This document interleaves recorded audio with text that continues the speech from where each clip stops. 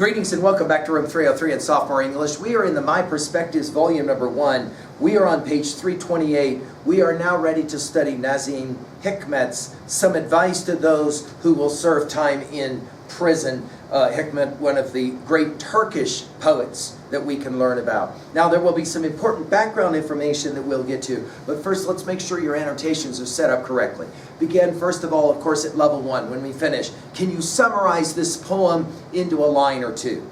At 2A, we're interested in meaning. What does not what does the text say, but rather what does the text mean? At 2A, themes, messages, and the like. At 2B, not what Hikmet says, but how he says it. Rhetorical and literary devices. I want you to pay attention to the referencing through verbs, strong verbs in this. So every time you see a strong verb, note it. At 3A, we're going to try and relate this to, for example, the Maya Angelou text that we just studied, Cage Bird, and other texts as well. In fact, I'm going to challenge you, when he mentions the word duty, that you in fact go back to our study of Declaration of Independence and the idea of duty. And then finally, we're going to challenge you to have a personal response to a poem like this. Background first. Some advice to those who will serve time in prison. Nazim Hikmet. Translated by Randy Blazing and Mutlu Konuk. Poetry. Background. 325. This poem reflects Nazim Hikmet's personal experiences. Repeatedly arrested for his political beliefs and writings, Hikmet spent most of his life either in prison or in exile from Turkey, his home country. Mark it. Meet the poet. Nazim Hikmet, 1902 to 1963, was raised in Istanbul, Turkey, but attended university in Moscow, Russia. Mark it. He returned to Turkey after completing his studies and was jailed by the anti-communist government, which objected to Hikmet's writing in support of leftist causes. Although Hikmet resisted, the regime's harshness forced him to eventually leave Turkey forever. Mark it. Hikmet's writing was censored in Turkey during his lifetime, but his poetry and other writings became widely available after his death. Today, Hikmet is regarded as one of the greatest international poets of the 20th century. Mark it. Some advice to those who will serve time in prison. Page By 328. Nazim Hikmet. If instead of being hanged by the neck, you're thrown inside for not giving up hope in the world, your country, and people, if you do 10 or 15 years, apart from the time you have left, you won't say, "Better I had swung from the end of a rope like a flag." You'll put your foot down and live. It may not be a pleasure exactly, but it's your solemn duty to live one more day to spite the enemy. Part of you may live alone inside, like a stone at the bottom of a well. But the other part must be so caught up in the flurry of the world that you shiver there inside when outside, at 40 days' distance, a leaf moves. To wait for letters inside, to sing sad songs, or to lie awake all night staring at the ceiling is sweet but dangerous. Look at your face from shave to shave. Forget your age. Watch out for lice and for spring nights. And always remember to eat every last piece of bread. Also, don't forget to laugh heartily. And who knows, the woman you love may stop loving you. Don't say it's no big thing. It's like the snapping of a green branch to the man inside. To think of roses and gardens inside is bad. To think of seas and mountains is good. Read and write without rest. And I also advise weaving and making mirrors. I mean, it's not that you can't pass 10 or 15 years inside and more. You can, as long as the jewel on the left side of your chest doesn't lose its luster. Let's point out that the poem ends with an exclamation point. Notice the poem is advice, but notice it's all ironic advice. In other words, the you, this is the power of this poem, the power of you. The you that he's speaking to is obviously somebody who would be willing to take a stand for something that might lead to them having to be imprisoned. Notice even for long periods of time, he'll mention the key 40 days, for example. Notice he'll begin with an irony.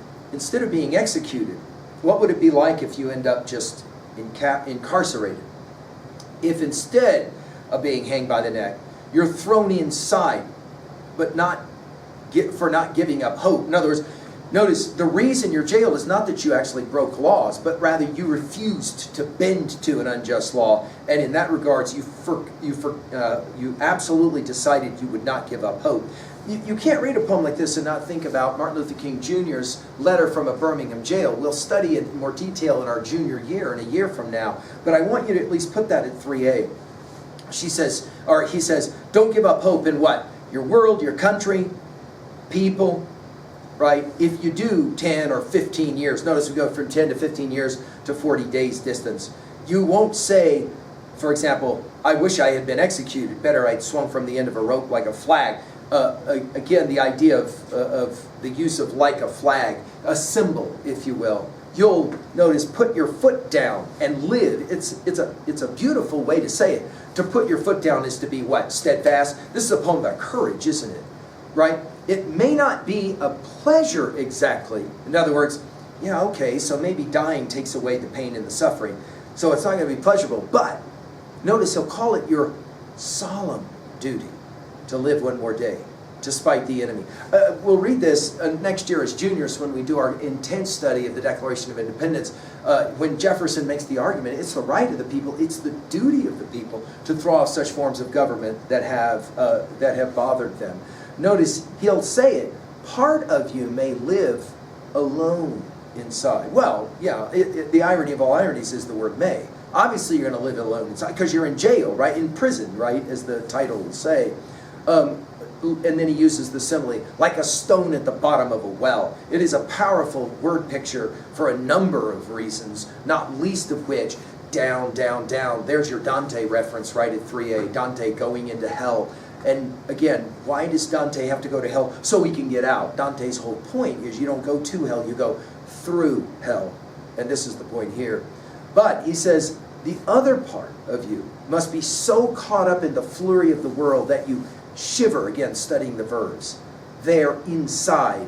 When outside at 40 days distance, a leaf moves. So in other words, you're able to see through the bars. We go to Maya Angelou's class at Cage Bird, no doubt. To sing sad songs or to lie awake all night staring at the ceiling is sweet, but dangerous. In other words, the longing to escape will only make incarceration that much more difficult. Look at your face. A little bit later it's going to be about mirrors. Look at your face from shave to shave. Forget your age. Watch out for lice. This is kind of like different types of advice, random advice, and for spring nights. And always remember, maybe the key word of the poem, to eat every last piece of bread. In other words, when you're incarcerated, you have this powerful recognition of the things you don't get to enjoy. And that makes it more real. Emily Dickinson will say in a poem that we'll study in your junior year, success is counted sweetest by those who ne'er succeed. To comprehend the nectar requires sorest need. You really don't understand thirst until you've gone without a drink for a really, really long time. Also, don't forget to laugh heartily. Always hold on to hope. And who knows? The woman you love may stop loving you. In other words, this is the realization. People will forget about you on the outside. Don't say it's no big thing. Recognize the punishment that you have taken on. And then notice he'll say it's like the snapping of a green branch to the man inside. We're back to the leaves of earlier in the poem. To think of roses and gardens inside is bad. To think of seas and mountains is good. Well, why? Well, roses and gardens go away. Seas and mountains do not. Read and write without rest. We have to think about our Solzhenitsyn here, don't we? The great Russian dissonant.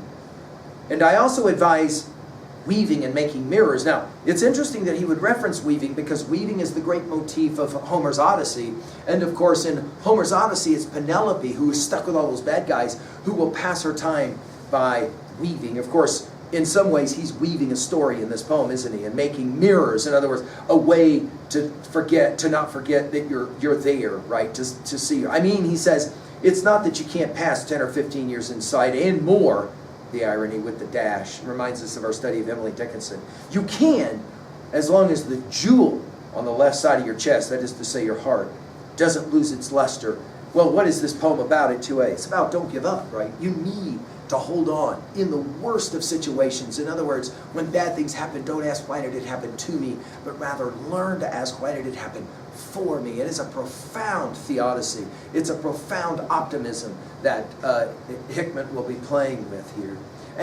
In terms of 2B, literary analysis, rhetoric, notice again the power of a word picture at the bottom of a well, for example. At 3A, well, obviously compare this to Caged Bird and a number of other titles and texts. We've mentioned a number of them, obviously Martin Luther King Jr.'s letter from a Birmingham jail.